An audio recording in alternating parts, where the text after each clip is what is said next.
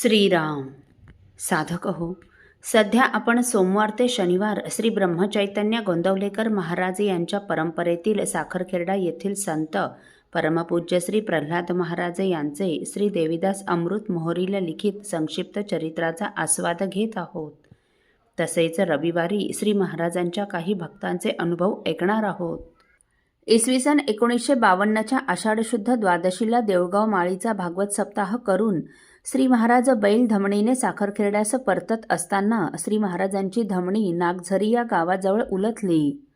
त्यावेळी श्री महाराजांच्या तोंडास, गालाला व डोळ्याजवळ थोडा मार लागला होता. याचीच पुनरावृत्ती 1961ला झाली.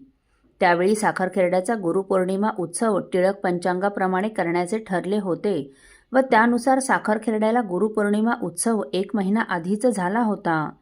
पंचांग बदलामुळे या उत्सवास फारशी मंडळीही आली नव्हती, परंतु देऊळगाव माळीला पांडुरंग उत्सव जुन्या पंचांगाप्रमाणे करण्याचे ठरल्यामुळे यावर्षी श्री महाराजांना भागवत सप्ताह करून साखरखेर्ड्याला लवकर परतायची घाई नव्हती व तिथल्या मंडळींनीही श्री महाराजांना पौर्णिमेपर्यंत तिथेच ठेवून घेतले. भागवत समाप्तीनंतर आता श्री महाराज तिथेच असल्यामुळे जुन्या पंचांगाप्रमाणे गुरुपौर्णिमा उत्सव तिथेच करण्याचे देऊळगाव माळीच्या मंडळींनी ठरविले. तेथील बहुतेक सर्व मंडळी महाराजांचीच अनुग्रहित होती. गुरुपौर्णिमेला सकाळीच श्री महाराजांना मंगलस्नान घालण्यात आले.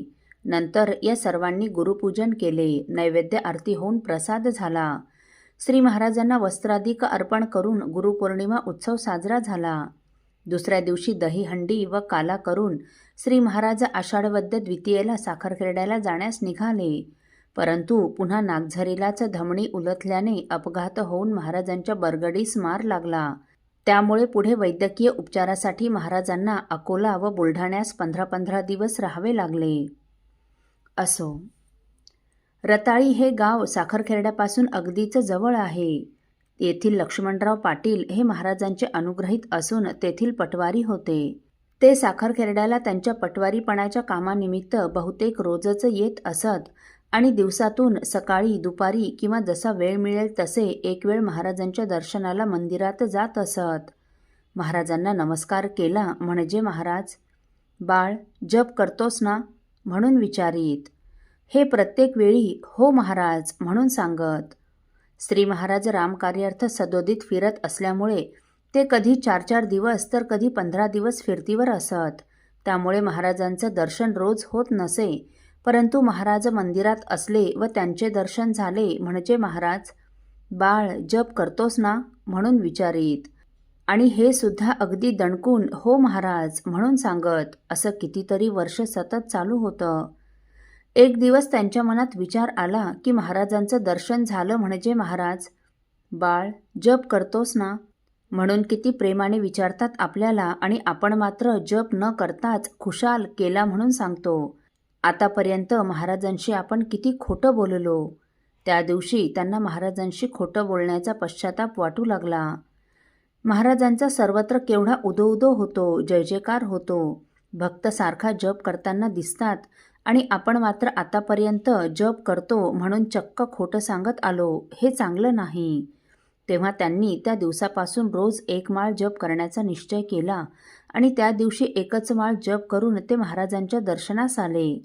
त्यांना वाटलं रोजच्या प्रमाणे महाराज जपाविषयी विचारतील आणि आपणही फुशारकीने हो म्हणून सांगू.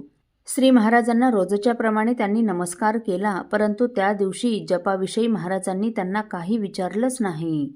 दुसऱ्या दिवशी, तिसऱ्या दिवशीही हे रोज 1 माळ जप करून जात होते, परंतु महाराजांनी त्यांना जपाविषयी काहीच विचारलं नाही आणि पुढे ते रोज जप करू लागले, परंतु महाराजांनी त्यांना परत जपाबद्दल कधीच विचारलं नाही. तेव्हा महाराज सगळ्यांचं मन जाणतात, अंतरंग जाणतात, म्हणजे तू जप करीत नाही याची महाराज प्रत्येक वेळी त्याला जाणीव करून देत होते. जप करू लागल्यावर त्यांना काही विचारण्याची आवश्यकता वाटली नाही. असो, साधक हो, पोलीस खात्यात काम करणाऱ्या एका व्यक्तीने महाराजांना विचारले, महाराज मलाही मंत्र घ्यावासा वाटतो, परंतु मला खाण्यापिण्याच्या सवयी आहेत व मी त्या सवयी सोडू शकत नाही. तेव्हा सर्व खाणेपिणे जर सुरू ठेवता येत असेल तर मलाही अनुग्रह द्या. यावर परमपूज्य श्री प्रल्हाद महाराजांनी त्यांना काय उत्तर दिले हे आपण पुढील भागात ऐकणार आहोत. श्रीराम समर्थ. आपल्यातील कोणा श्रींच्या भक्तांना श्रींचे काही अनुभव आले असतील तर कृपया आपण मला ते 9422843253 अथवा सुनील दादांच्या 9892608401 या व्हॉट्सअप नंबरवर कळवावेत अशी नम्र विनंती. श्रीराम समर्थ.